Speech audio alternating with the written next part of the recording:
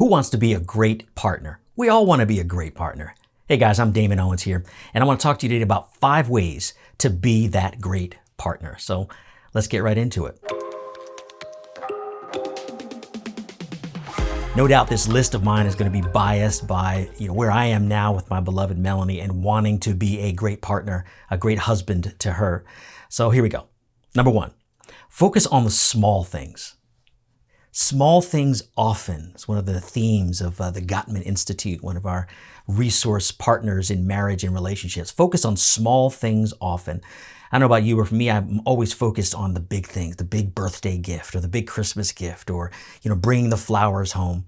When more times than not, far more times than not, it's the small things. It's the text throughout the day. It's the I love you. It's the I miss you. When am I going to see you? Or asking questions throughout the day. Small things throughout the day that make the big difference.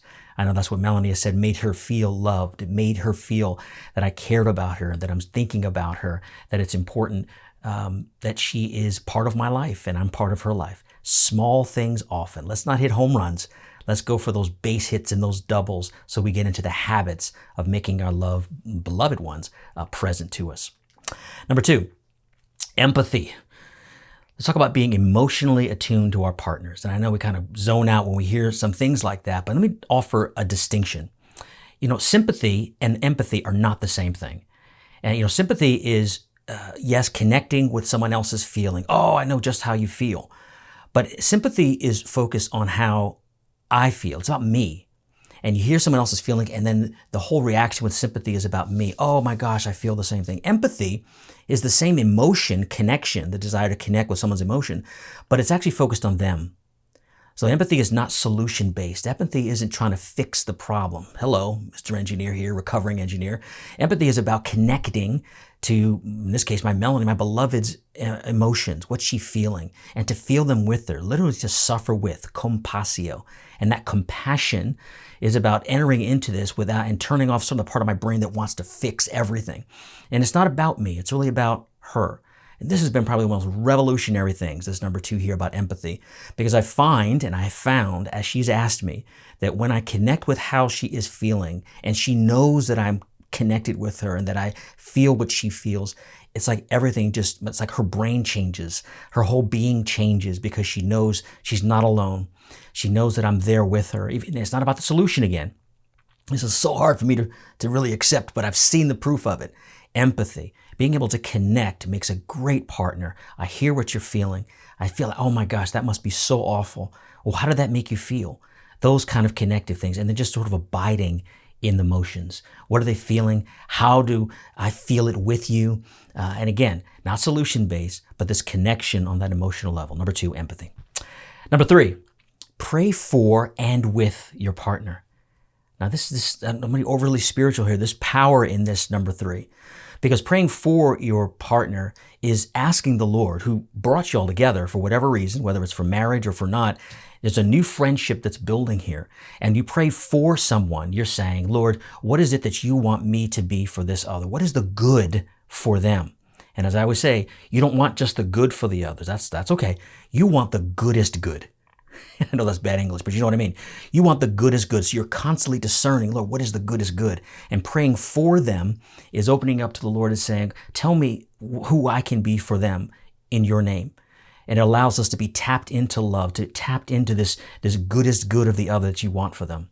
So that when you pray with them, and again, this is depending on the level of your relationship, it depends on where you are in your intimacy. Prayer is very intimate. But when you pray together, it's a way that you together can approach the Lord for what's good for your relationship, what's good for each of you. But you do that with that initial mindset of just desiring what their good is for them and what God is calling you and you two together to do and to be. Number 3, pray for and with one another. Number 4, be present. Hello, Damon. Be curious, joyful, fun. Make a game of eliminating distractions. I've had to do this because there's so many things that have been distracting me. Whether it's my phone, whether it's thinking about work, whether it's finishing that last thing, whether it's waiting for something, whether it's my game addiction or waiting for a text somewhere. There's nothing more powerful for a good partner to make deliberate actions to be present to one another. And trust me, back to the small things from number one. Find those small things that communicate, I'm here with you, and you're the most important thing to me right now. There's always other things going to happen, right? But when you can establish that presence to the other, there's something special about not only being together, but also anticipating being together. And again, some of these games, being curious about one another, being, asking questions, making fun, exercises or whatever, just doing things together so that when you're together, you're discovering one another. And it takes effort. As much as you want to be together, it takes an effort to be present. So number 4, be present. Number 5, and how to be a great partner, be humble. Humility is not a personality trait, right? It's not like, some people are more humble than others. Maybe in a certain sense, but it really is a state of mind. It's an act of the will to be humble. It's knowing and accepting who you are, and that who you are is really a son or daughter of God the Father. There's an inherent dignity to it. Some people say, just be who you are, like you're going to just crumble into some nothingness, right? Or just talk about how little we are, how imperfect we are. I'm only human. No, humanity from the beginning carries with it this reverence, this awe, this dignity, because God placed it in it. And He placed it in us in a unique, unrepeatable way. So being humble is not about just being low. Well, if you got a lot of pride, you got to come down and be low. But there's also a lot of us who are really broken, and we don't embrace the power, the reverence of being a daughter or son of God the Father.